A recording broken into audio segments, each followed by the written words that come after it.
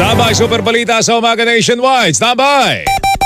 Dito sa GMA, naniniwala kami na ang nagbabalita dapat walang kinikilingan, walang mga interes na pinoprotektahan, walang pinapangalagaan, kundi kapakanan ng sambayanan at katotohanan. Balitang walang bahid, walang labis, walang kulay. Serbisyong totoo lang. 2 minuto makalipas sa alas 7. Handog sa inyo ng Super Radyo DZBB at lahat ng Super Radyo sa Luzon, Visayas at Mindanao. Live ngayong umaga. Ito ang Super Balita sa Umaga Nationwide. Nag-uulat live mula sa Super Radyo DZBB. Narito sina Mike Enriquez at Joel Reyes-Abel.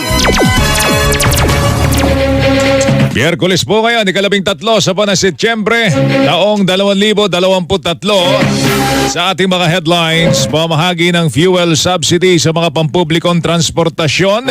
Sisimula na ngayong araw, samahan ng mga mangingisda. Umihirit naman ng panibagong bugso ng fuel subsidy.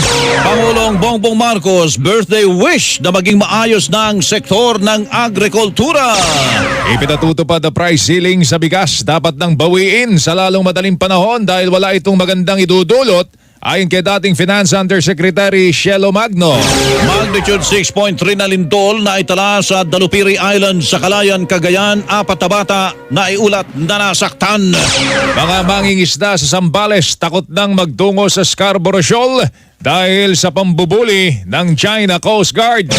Motoristang nagkasa ng baril sa nakaalitang taxi driver sa Valenzuela City lumantad na at isinuko ang kanyang baril. Department of Education nilinaw na hindi tatanggalin sa mga aralin ang kasaysayan ng diktadura sa Pilipinas.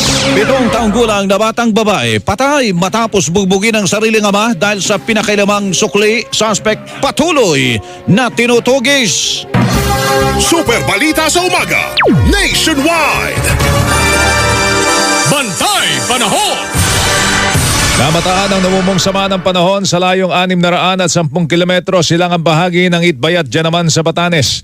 Dahil po sa trough o extension ng low pressure area, ang Kabikulan, Aurora at Cagayan ay makararanas ng maulap na kalangitan na may kalat-kalat na makapagulan, pagkulog at pagkidlat. Ang Metro Manila, Visayas, Zamboanga Peninsula, Bangsamoro Autonomous Region in Muslim Mindanao, Socsargen, Mimaropa, nalalaming bahagi ng Calabarzon at Central Luzon, La Union, Pangasinan at Benguet magkakaroon po ng maulap na papawirin na may kalat-kalat na makapagulan, pagkulog, pagkidlat, dulot naman ng habagat. Habang ang nalalabing bahagi ng bansa ay makararanas ng bahagyang maulap hanggang sa maulap na kalangitan na may pulo-pulo makapagulan, pagkulog, pagkidlat, dulot naman ng habagat at localized thunderstorm. Bantay Panahon. Ito ang Super Balita sa Umaga Nationwide. At sumainyo po ang kabuuan ng mas pinalawak, mas pinalakas Super Balita sa Umaga Nationwide. Ako po ang inyong kapuso, Melo Del Prado. Balitang walang kinikilingan, walang pinoprotektahan, serbisyong totoo lamang. Ako po inyong kapuso, Joel Reyes-Abel. Magandang umaga Luzon, magandang umaga Visayas, magandang umaga Mindanao. Radyo na, TV pa, Kortesiya na, disiplina pa.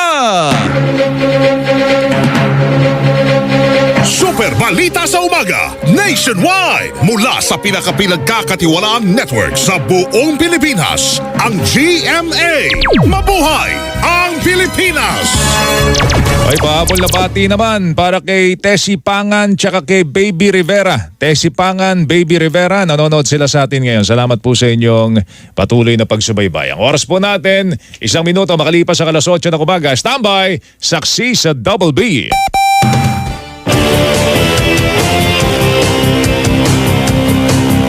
Tapat sa balita, yan ang aming panata. DZBB Super Radyo 594. Laging naka-alerto, serbisyo, totoo. DZBB kapuso nyo sa radyo. Walang kinikilingan, walang pinoprotektahan, serbisyong totoo lamang, walang iwanan.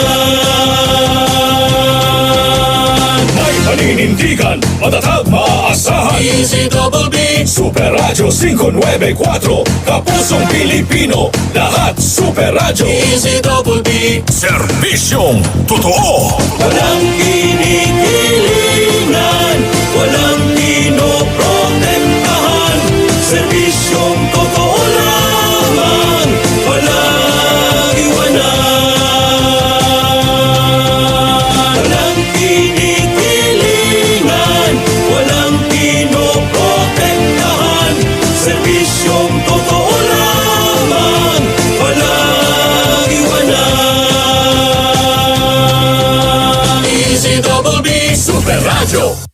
Hindi pa huli, hindi pa titinga. Super Radio DZBB Prime Time. Alas 5:30, Melo del Prado sa Super Radio DZBB. Alas 7, Super Balita sa Umaga Nationwide. Alas 8, Saksi sa Double B. At alas 9, One-on-One. Walang personalan pagbabalita. Walang kinikilingan. Walang pinoprotektahan. Walang kasinungalingan. Pawang katotohanan lamang. Super Radio DZBB Prime Time.